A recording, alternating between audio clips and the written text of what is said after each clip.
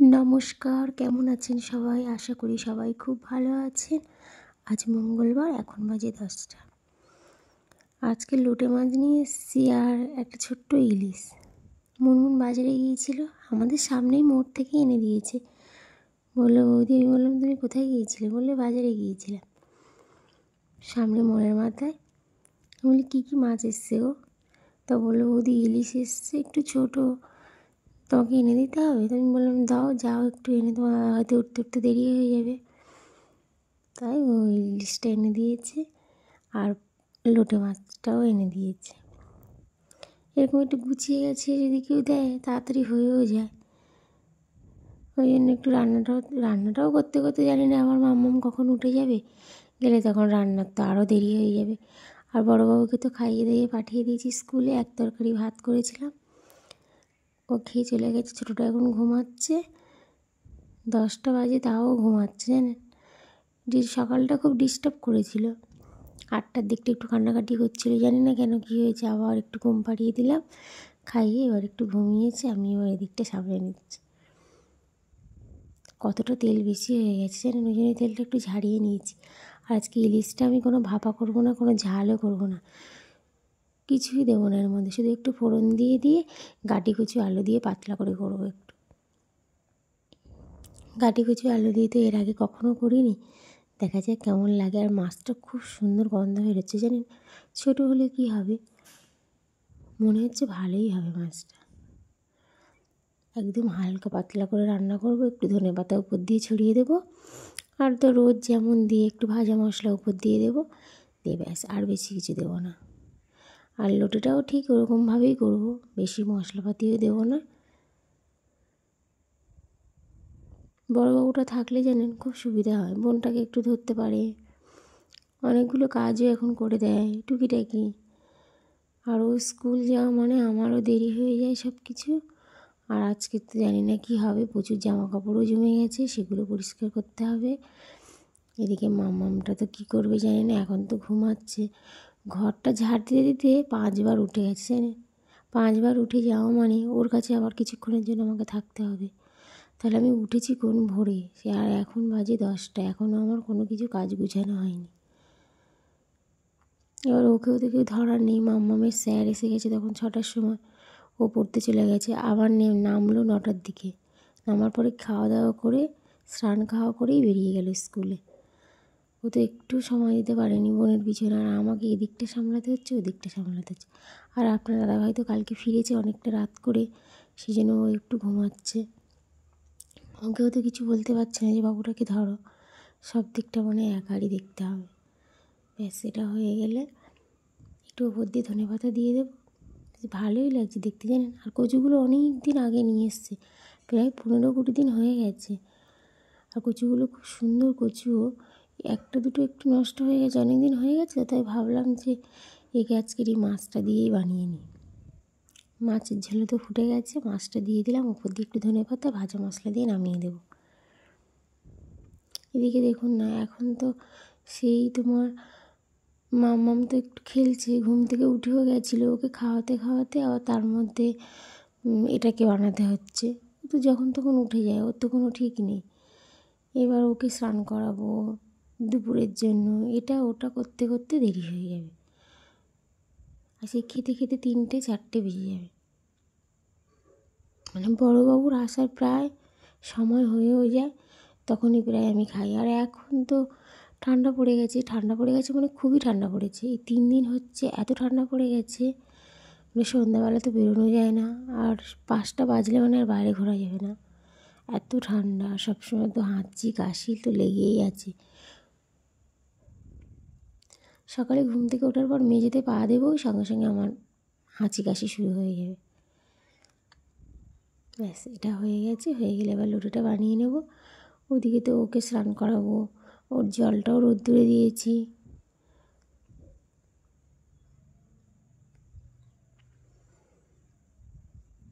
তরকারিটা দেখতেও বেশ ভালো লাগছে না, গাটি কচু আর আলু দিয়ে, কখনো করিনি, কিন্তু ভালোও লাগছে। আর ইলিশ মাছের সত্যি গন্ধটা খুব সুন্দর, এত ছোটো ইলিশ এত সুন্দর গন্ধ হবে আমি ভাবতে পারিনি।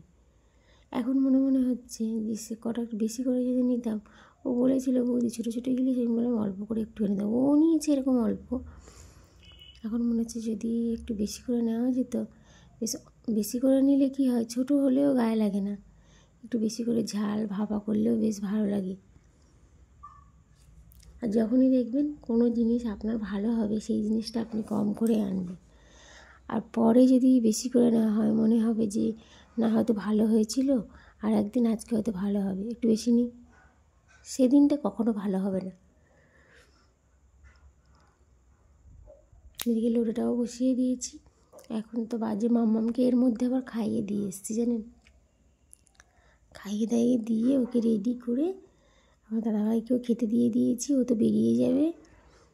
সব কিছু গুছিয়ে তারপর আমি চলে এসেছি লোটে মাছের ঝাল করতে। এখন তো বাজে 2:30 বাজে।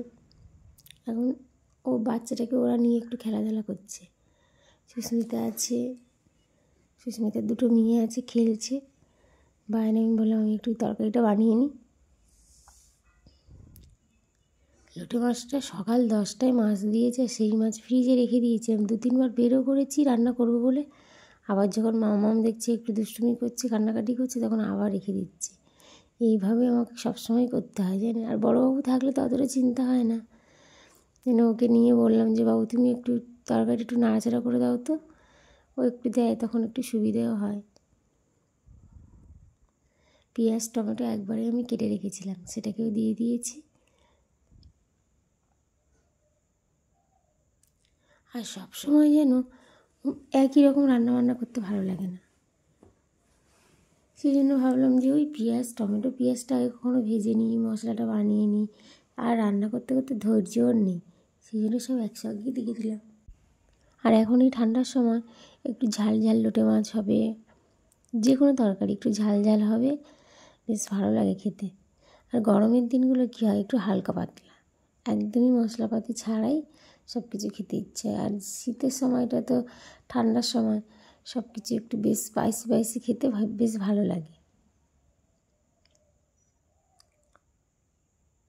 সবগুলো একসঙ্গে দিয়েছি তো, ভাজতে ভাজতে এটা একটু নরম হতেও সময় লাগছে। আর এখনকার টমেটো তো বুঝতেই পারছেন,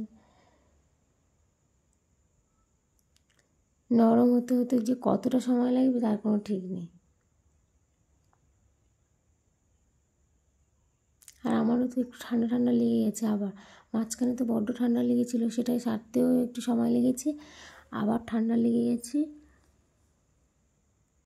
আর গলাটাও কেমন বসা বসা হয়ে গেছে, মানে ভালো লাগছে না, গলাটা হালকা হালকা ব্যথা। এই ওয়েদারের জন্যই এখন এরকম হচ্ছে জানেন।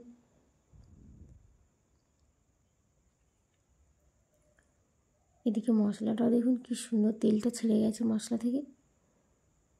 তেলটা একটু বেশি হয়ে গেছে, লোটে মাছ তো একটু তেল বেশি না দিলে আমার ভালোও লাগবে না।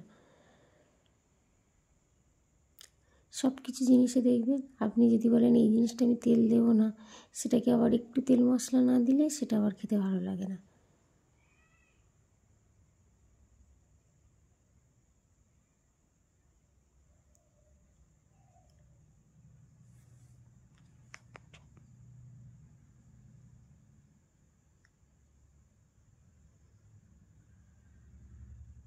উপর দিয়ে একটু মৌরিও দিয়ে দিয়েছি জানেন, আর একটু ভাজা মশলা। কেন জানি না আমার এই মৌরিটা বেশ এখন ভালো লাগছে। মৌরির গন্ধটা যখন তরকারির মধ্যে যাচ্ছে কি ভালো লাগছে। আর মৌরির কৌটোটা যখন আমি খুলি, মানে এত সুন্দর একটা গন্ধ, আর তরকারি দিলে কি সুন্দর লাগছে, সে আমি কি বলবো আর আপনাদের, এত সুন্দর মৌরির গন্ধটা।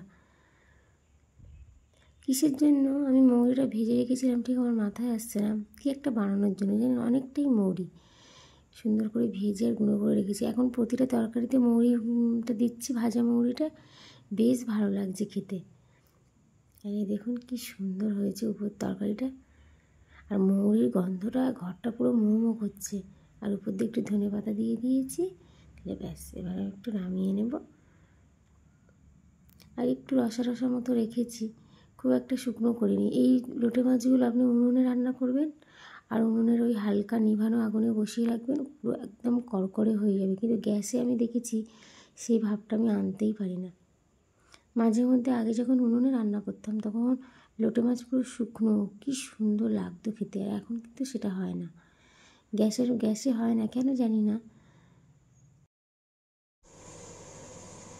লোটে মাছটা তো বানিয়েছি, ইলিশটা মাম্মামকে খাওয়াতে গিয়েছিলাম, একটু মুখে দিয়ে দেখলাম দারুণ টেস্ট। জানে ছোটো হলে কী হবে, মাছটা এই স্বাদ আছে। আর গাঁটি কচু দিয়ে রান্না করেছি তো, এই প্রথম আমি গাঁটি কচু দিয়ে রান্না করলাম। আমার দাদাভাই বলছে ইলিশ মাছকে গাঁটি কচু দিয়ে রান্না করে। আমি বললাম খেয়ে দেখো না, ভালো হবে।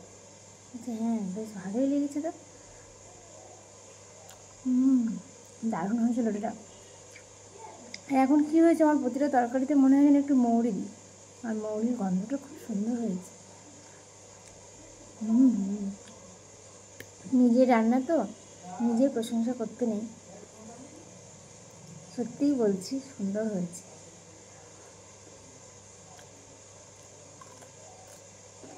আর এই শীতকালে লোটে মাছ, তারপরে একটু ফ্যাসা মাছ, সিতিয়ার মাছ, আমরা তো এগুলো সিতিয়ার, বেশ বড় বড় একটা মাছ আছে চওড়া চওড়া, ওটাকে সিতিয়ার বলি। ধনেপাতা টমেটম দিয়ে ঝাল ঝাল করলে বেশ দারুণ লাগে। আজ তাহলে আসি, সবাই সুস্থ থাকবেন, ভালো থাকবেন, দেখা হবে পরের কোনো একটা ব্লগ। বড়দের প্রণাম আর ছোটোদের অনেক অনেক ভালোবাসা। টাটা।